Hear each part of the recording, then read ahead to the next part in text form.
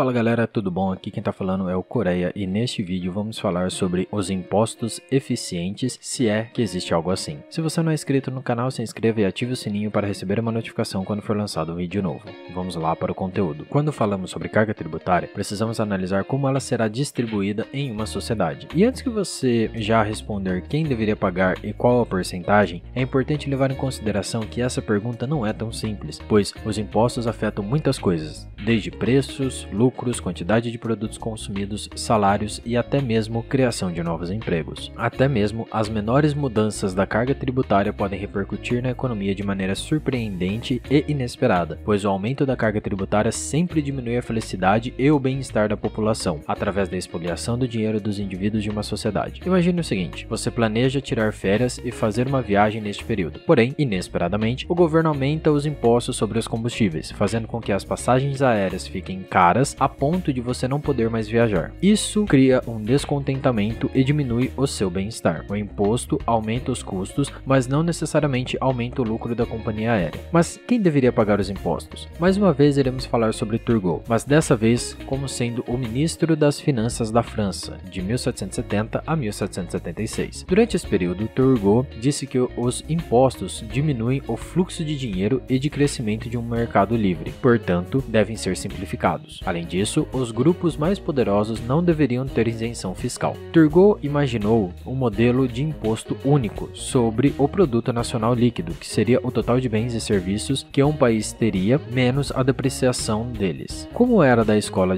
dos fisiocratas, Turgot acreditava que os impostos deveriam atingir os proprietários de terras, já que a incidência de impostos em outros setores considerados estéreis não poderia ser feito, pois acabaria por minguar seus negócios. Como os agricultores pagam muito caro pelo excedente devido aos aluguéis dos proprietários de terras, e esses não produzem absolutamente nada, eles é quem deveriam pagar os impostos sobre o aluguel recebido. Depois de alguns anos, os economistas refinaram os princípios de justiça e eficiência de um sistema tributário ideal. A ideia de justiça engloba questões referentes a quem tem mais capacidade de pagar impostos deve pagar mais impostos, e as pessoas semelhantes devem pagar impostos semelhantes. Inclusive, quem se beneficia dos gastos públicos também deve contribuir com eles. A eficiência e eficácia se baseiam na capacidade de coleta e na maximização do bem-estar social. A eficiência também deve levar em consideração a perturbação no mercado, tentando abalá-lo o menos possível, mas para não produzir incentivos errôneos na mão de obra e nos investimentos. Nas últimas décadas, as ideias de justiça e eficiência estão se integrando cada vez mais na sofisticação do modelo tributário. A teoria dos mercados perfeitos diz que os impostos sobre produtos essenciais devem ser uniformes e aplicadas apenas aos bens finais, que são postos à venda para os consumidores finais. Os impostos de renda devem ser atrelados à capacidade de renda das pessoas, onde quem recebe mais, paga mais. E os impostos sobre lucros empresariais e rendimentos de capital devem ser o mínimo possível, pois eles impactam fortemente no crescimento, população e investimento da economia. Além disso, existem aqueles que dizem que devem haver impostos sobre as coisas indesejáveis, como poluição, bebidas e cigarro, para que sejam feitas medidas a fim de controlar esses problemas, mas isso mostra apenas uma condição de tentar colocar modelos morais forçadamente nas sociedades, algo que nunca deu certo. O problema dos impostos